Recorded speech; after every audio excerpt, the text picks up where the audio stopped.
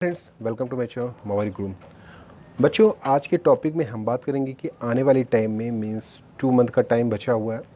60 days हैं आपके पास और इन 60 डेज़ में आप किस तरह से प्रिपरेशन करेंगे कि आपका टारगेट 600 प्लस है तो वो कैसे अचीव होगा। क्योंकि बहुत सारे कैंडिडेट्स कमेंट कर रहे हैं कि 2 महीने की टिप्स बता दीजिए कि किस तरह से प्रिपरेशन करनी होगी जिससे कि 600 प्लस का टारगेट अचीव हो जाए। इसी के बारे में वीडियो है दोस्तों। वीडियो पूरा देखेंगे तो आपको समझ में आ जाएगा और डेफिनेटली आपको इससे बेनिफिट ज़रूर मिलेगा, क्योंकि हर साल मैं ये टिप्स देता हूँ कैंडिडेट्स को, इससे बेनिफिट भी होता है। तो चलिए शुरू करते हैं वीडियो। उससे पहले अगर आपने वीडियो को लाइक नहीं किया तो लाइक ज़रूर कीजिए और चैनल पर फर्स्ट टाइम है तो सब्सक्राइब कीजिए और अपने दोस्तों से शेयर भी कीजिए जिससे उनकी भी मदद हो सके। तो चलिए बात करते हैं दोस्तों। सबसे पहले तो नीट में अगर 600 प्लस का टारगेट आप रखें, ऐसा नहीं कि सभी कैंडिडेट्स के लिए 600 प्लस का टारगेट होता है। ये डिपेंड करता है आपकी कैटेगरी वाइज, आपकी स्टेट वाइज कि कहाँ से आप एमबीबीएस करना चाहते हैं, किस कॉलेज में करना चाहते हैं। आप डीम्ड यूनिवर्सिटी से करना चाहते हैं, प्राइवेट से करना चाहते हैं या फिर एम्स से करना चाहते हैं, जिपमर से करना चाहते हैं। इन सब से रिलेटेड कि कितना आपका सेफ स्कोर होगा, कितना टारगेट होगा, ये जानना बहुत ज़रूरी होता है। उसके लिए आप मेरे वीडियोस को रेफ़र कर सकते हैं। मैंने सबके वीडियोस लगभग शेयर कर चुके हैं, तो आप इस वीडियो के डिस्क्रिप्शन बॉक्स में लिंक भी देख सकते हैं। चलिए, तो बात रही कि आपका कितना टारगेटेड स्कोर होगा, लेकिन 600 प्लस का अगर जहाँ तक स्कोर की बात है वो अगर आप टारगेट पे रख रहे हैं तो सबसे पहला काम तो ये मान के चलिए कि स्कोर आप 600 प्लस अचीव कैसे करेंगे। क्योंकि यहाँ पे 3 सेक्शंस होते हैं, फिजिक्स, केमिस्ट्री और बायोलॉजी।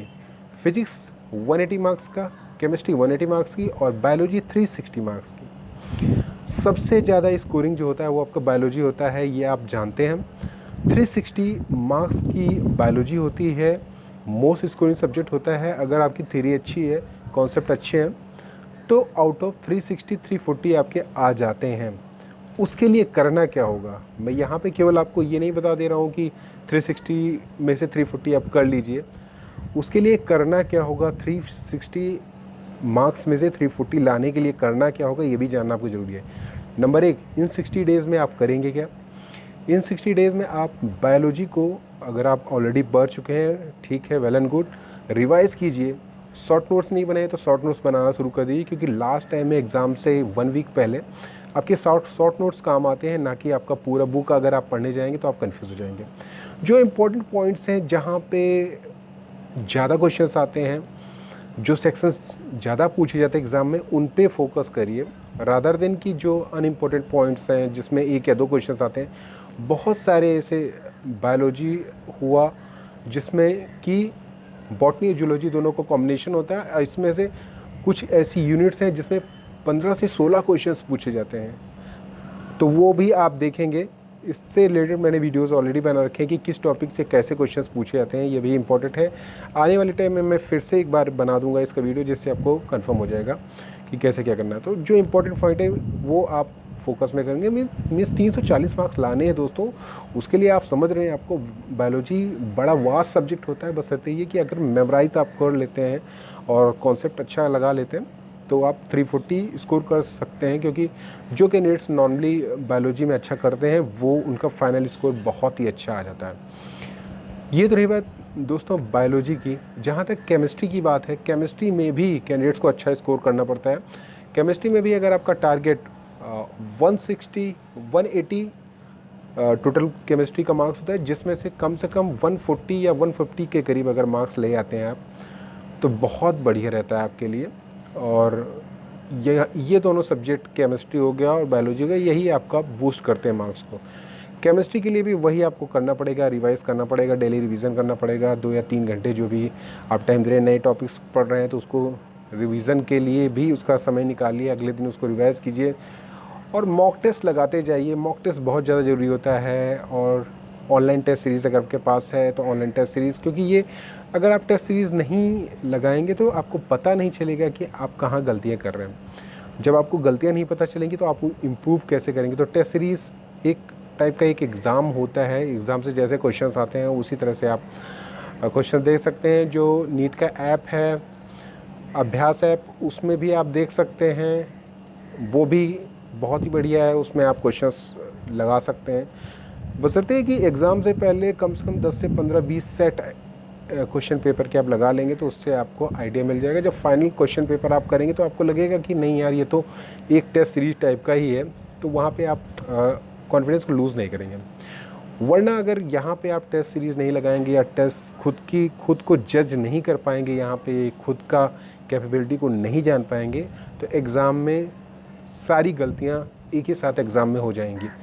तो अगर यहाँ पे अगर टेस्ट सीरीज़ आप करते जाएंगे एक के बाद एक, तो जो गलतियाँ करेंगे उसको इम्प्रूव करते हुए जाएंगे, तो आपका जो गलतियाँ करने का रेशियो है वो कम हो जाएगा और एग्ज़ाम में आप कम गलतियाँ करेंगे। लेकिन सीधे अगर एग्ज़ाम में जाके आप केवल क्वेश्चन पेपर को अटैम्प्ट करते हैं तो वो आपके लिए प्रॉब्लम हो सकती है। तो टेस्ट सीरीज़ बहुत बहुत बहुत इंपॉर्टेंट है, मॉक टेस्ट बहुत इंपॉर्टेंट है। जितने सारे क्वेश्चन पेपर आप कर सकते हैं करिए, जितने नंबर ऑफ क्वेश्चन आप कर सकते हैं करिए, जितना टाइम आप बायोलॉजी और केमिस्ट्री को रिवाइज करने में कर सकते हैं करिए, क्योंकि यही 2 सब्जेक्ट हैं जो आपके मार्क्स बढ़ाएंगे। 600 लाने के लिए ये 2 सब्जेक्ट बहुत महत्वपूर्ण है। अब रही बात फिजिक्स की, फिजिक्स सबके लिए कठिन होती है। नॉर्मली पिछली बार थोड़ा इसका इजी क्वेश्चन पेपर आता है, इस बार कहा नहीं जा सकता इजी आएगा टफ आएगा, लेकिन ये है कि कम से कम 100 से 110 मार्क्स आपका टारगेट अगर यहाँ पे रहता है तब भी आपके 600 प्लस मार्क्स आ जाएंगे। मींस आउट ऑफ 180 अगर 100 और 110 आप स्कोर करते हैं तब भी आप बहुत अच्छा स्कोर कर सकते हैं। लास्ट ईयर बहुत सारे कैंडिडेट्स ऐसे थे जिन्होंने 100 से 110 मार्क्स केवल स्कोर किए थे, मेरे चैनल में भी थे, और लेकिन उनके जो ओवरऑल मार्क्स थे 600, 605, 610 के करीब चले गए थे, क्योंकि उन्होंने बायोलॉजी और केमिस्ट्री में बहुत अच्छा स्कोर किया था। तो इस समय यही करना है आपको कि जितनी प्रैक्टिस कर सकते हैं करिए दोस्तों, और कॉन्फिडेंस को लूज़ मत करिए, क्योंकि एग्ज़ाम आने वाला है, कोरोना का टेंशन है, कोरोना के टेंशन में, और ये बिल्कुल मत डाउट में रखिए कि एग्ज़ाम होगा कि नहीं होगा। अगर होगा तो आपकी प्रिपरेशन पूरी होनी चाहिए दोस्तों, अगर नहीं होगा तो वो सबके लिए नहीं होगा। तो ये बिल्कुल दिमाग में मत रखिए, खासकर अफवाहों पे मत जाइए कि एग्ज़ाम टल जाएगा, सारे एग्ज़ाम टल रहे हैं, हो सकता है एग्ज़ाम कैंसिल हो जाए। तो वो बात की बात है, फ्यूचर की बात है, आपकी प्रिपरेशन तो स्ट्रांग होनी ही चाहिए। तो दोस्तों बहुत ज़्यादा इम्पॉर्टेंट है कि आप 2 सब्जेक्ट को कम से कम बहुत ज़्यादा इनमें मेहनत करने की ज़रूरत है, फोकस करिए। और फिज़िक्स को पढ़ने का तरीका आप जानते हैं, जो यूनिट आपको स्ट्रांग लगती है, जो यूनिट आपकी अच्छी है उस पर तो फोकस करिए, जो वीक है उस पर भी फोकस करने की कोशिश कीजिए। जहाँ पे क्वेश्चन ज़्यादा पूछे जाते हैं उन यूनिट्स को ज़्यादा फोकस करिए। कई स्टूडेंट ये करते हैं कि जहाँ से क्वेश्चंस कम पूछे जाते हैं उस पर ज़्यादा फोकस कर देते हैं, जहाँ से ज़्यादा पूछे जाते हैं उस पर कम फोकस करते हैं। तो सिलेबस आपको पता होना चाहिए, वेटेज आपको पता होना चाहिए कि सिलेबस का वेटेज कितना है, किस तरह से कितने क्वेश्चंस किस यूनिट से आते हैं, किस सब टॉपिक से आते हैं। तो इससे क्या होगा, आपका कॉन्फिडेंस भी बिल्डअप होगा कि हाँ इतना मार्क्स का मैंने तैयार कर लिया है, इतने मार्क्स मेरे श्योर हैं। जब तक आपका ये कॉन्फिडेंस नहीं आएगा कि इतने मार्क्स मेरे श्योर हैं, तब तक आप कैसे एग्ज़ाम देंगे, ये बड़ा मुश्किल हो जाएगा आप लोग के लिए। तो टारगेट सेट करिए दोस्तों, और जिसको अभी से करना है, जो भी इम्प्रूवमेंट करनी है, वो इम्प्रूवमेंट का टाइम अब है 2 महीने। यहाँ पे आप जो भी इम्प्रूवमेंट करना चाहें जिस भी सब्जेक्ट में, चाहे फिजिक्स हो, केमिस्ट्री हो, बायोलॉजी हो, किसी में भी आप कर सकते हैं, क्योंकि टाइम अच्छा खासा आपको मिला हुआ है। इसको यूटिलाइज़ करिए दोस्तों, इसको वेस्ट मत करिए। मेरा कहना यही है, क्योंकि आप फेक न्यूज़ पे बिल्कुल मत जाइए कि एग्ज़ाम होगा नहीं होगा। जो भी होगा आपकी प्रिपरेशन अच्छी होनी चाहिए, क्योंकि इस तरह की बहुत सारी इन्फॉर्मेशन भी आ रही हैं कि एग्ज़ाम कैंसिल होगा या नहीं होगा। तो दोस्तों ये बिल्कुल नहीं करना है, और प्रिपरेशन आप बनाए रखिए। और इस समय 2 महीने का टाइम है, तो इस समय लेट नाइट स्टडी कर सकते हैं। 1 हफ्ते पहले स्टडी नहीं कर सकते लेट नाइट, क्योंकि आपका शेड्यूल चेंज हो जाता है।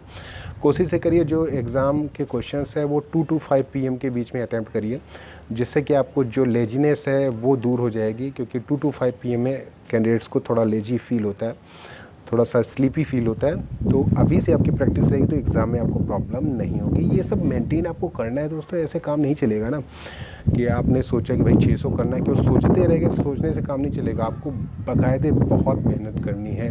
2 महीने का टाइम है, इसमें अगर आपका टारगेट 500 या 550 अभी है तो उसको 600 पहुँचाया जा सकता है मेहनत करके। तो दोस्तों करना है मेहनत, ऐसे काम नहीं चलेगा। ये इंपॉर्टेंट इन्फॉर्मेशन थी, 600 मार्क्स ज़रूर हो जाएंगे आपके, ये श्योर है।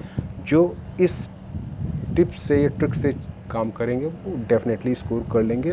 हर साल मैं ये टिप्स ट्रिक्स देता हूँ और कैंडिडेट्स को बेनिफिट मिलता है। ज़रूर करिए, जितनी मेहनत कर सकते हैं उसको करिए।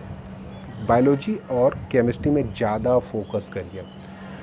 दोस्तों ये इंपॉर्टेंट इन्फॉर्मेशन थी, अच्छी लगे तो लाइक और शेयर ज़रूर करें। Thanks, bye and take care.